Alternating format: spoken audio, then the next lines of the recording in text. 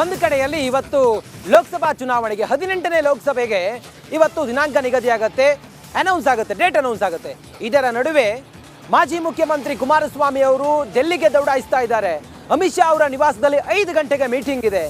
ಮೈತ್ರಿ ನಾಯಕರು ಹೆಂಗೆಲ್ಲ ಸ್ಟ್ರಾಟರ್ಜಿ ಮಾಡ್ಬೋದು, ಏನು ಕತೆ, ನಮ್ಮ ಕ್ಷೇತ್ರ ಯಾವುದು, ನಿಮ್ಮ ಕ್ಷೇತ್ರ ಯಾವುದು, ಅಲ್ಲಿ ಯಾವ ರೀತಿಯಾಗಿ ಅಭ್ಯರ್ಥಿಗಳನ್ನು ಕಣಕ್ಕಿಳಿಸಿ ಯಾವ ಲೆಕ್ಕಾಚಾರದೊಂದಿಗೆ ಗೆಲುವನ್ನು ಸಾಧಿಸ್ಬೋದು, ಇದೆಲ್ಲದರ ಒಂದು ಕ್ಲಿಯರ್ ಕಟ್ ಪಿಕ್ಚರ್ ಕುಮಾರಸ್ವಾಮಿ ಅವರಿಗೆ ಇವತ್ತು ಸಿಗುತ್ತೆ ಅಂತ ಹೇಳಿ ಅನಿಸುತ್ತೆ. ಯಾಕಂತ ಹೇಳಿದ್ರೆ ಡೆಲ್ಲಿಗೆ ಮೊನ್ನೆನೇ ಬರಬೇಕಾಗಿತ್ತು ಕುಮಾರಸ್ವಾಮಿ, ಆದರೆ ಅವರ ಆರೋಗ್ಯದ ಕಾರಣದಿಂದ ಬರಲಿಕ್ಕಾಗಿಲ್ಲ.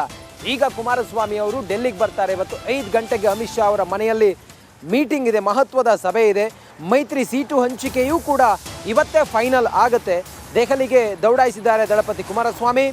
ಸಂಜೆ ಅಮಿತ್ ಶಾ ಅವರ ಜೊತೆಯಲ್ಲಿ ಮಾತುಕತೆಯನ್ನು ಮಾಡ್ತಾರೆ. 3 ಕ್ಷೇತ್ರಗಳು, ಒಂದು ಹಾಸನ, ಮತ್ತೊಂದು ಮಂಡ್ಯ, ಮತ್ತೊಂದು ಕೋಲಾರ. ಈ 3 ಕ್ಷೇತ್ರಗಳು ಅಂಥೇಳಿ ಆಲ್ರೆಡಿ ನಿಕ್ಕಿಯಾಗಿದೆ.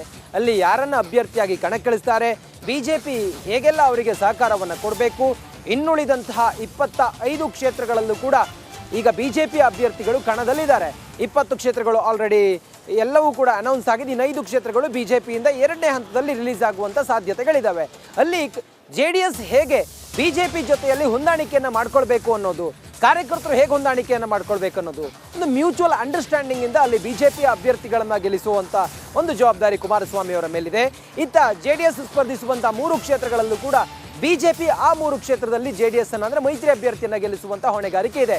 ಇದೆಲ್ಲದರ ಕುರಿತಾಗಿ ಒಂದು ಕ್ಲಿಯರ್ ಕಟ್ ಪಿಕ್ಚರ್ ಇವತ್ತು ಕುಮಾರಸ್ವಾಮಿ ಅವರಿಗೆ ಸಿಗುತ್ತೆ. ಅಮಿತ್ ಶಾ ಅವರ ನಿವಾಸದಲ್ಲಿ 5 ಗಂಟೆಗೆ ಮೀಟಿಂಗ್ ಇದೆ.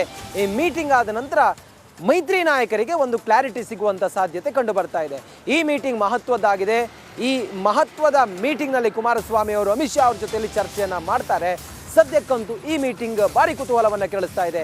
ಇದರ ನಡುವೆ ಚುನಾವಣಾ ಆಯೋಗ ಡೇಟ್ ಅನೌನ್ಸ್ ಕೂಡ ಮಾಡುತ್ತೆ. ಇನ್ನಿರೋದು ಹೆಚ್ಚು ಕಮ್ಮಿ ಅಂತ ಹೇಳಿದರೆ ಒಂದು 50 ದಿನಗಳು ಮಾತ್ರ. ಅಷ್ಟರೊಳಗಡೆ ಎಲ್ಲವೂ ಕೂಡ ಚುನಾವಣೆ ಮುಗಿದು ಹೊಸ ಸರ್ಕಾರ ಅಧಿಕಾರಕ್ಕೆ ಬರಬೇಕಾಗಿದೆ. ಜೂನ್ 16ನೇ ತಾರೀಕಿನವರೆಗೂ ಕೂಡ ನರೇಂದ್ರ ಮೋದಿ ಸರ್ಕಾರ ಇದೆಯಲ್ಲ ಅದರ ಅವಧಿ ಮುಗಿಯುತ್ತೆ. 16ನೇ ತಾರೀಕಿವರೆಗೂ ಕೂಡ ಅವಕಾಶ ಇದೆ. ಅದಾದ ನಂತರ ಹೊಸ ಗೌರ್ಮೆಂಟ್ ಬರಬೇಕು, ಚುನಾವಣೆ ಫಲಿತಾಂಶ ಎಲ್ಲವೂ ಕೂಡ ಬರಬೇಕಾಗಿದೆ. ಇವತ್ತು ಎಲ್ಲರ ಕುತೂಹಲದ ಕೇಂದ್ರ ಬಿಂದು ಒಂದು ಡೆಲ್ಲಿ ಡೆವಲಪ್ಮೆಂಟ್ ನೋಡಿದರೆ ಒಂದು ಕುಮಾರಸ್ವಾಮಿ ಅವರ ಈ ಮೇಜರ್ ಮೀಟಿಂಗ್, ಅದಾದ ನಂತರ ಲೋಕಸಭಾ ಚುನಾವಣೆಗೆ ದಿನಾಂಕ ನಿಗದಿ. ಈ 2 ಈಗ ರಾಜ್ಯದ ಕೇಂದ್ರ ಬಿಂದು. ಮತ್ತೊಂದು ಕಡೆಯಲ್ಲಿ ಪ್ರಧಾನಿ ನರೇಂದ್ರ ಮೋದಿ ಅವರು ರಾಜ್ಯದಲ್ಲಿ ಈ ದಕ್ಷಿಣದ ದಂಡಯಾತ್ರೆಯನ್ನು ಆರಂಭ ಮಾಡಿದ್ದಾರೆ.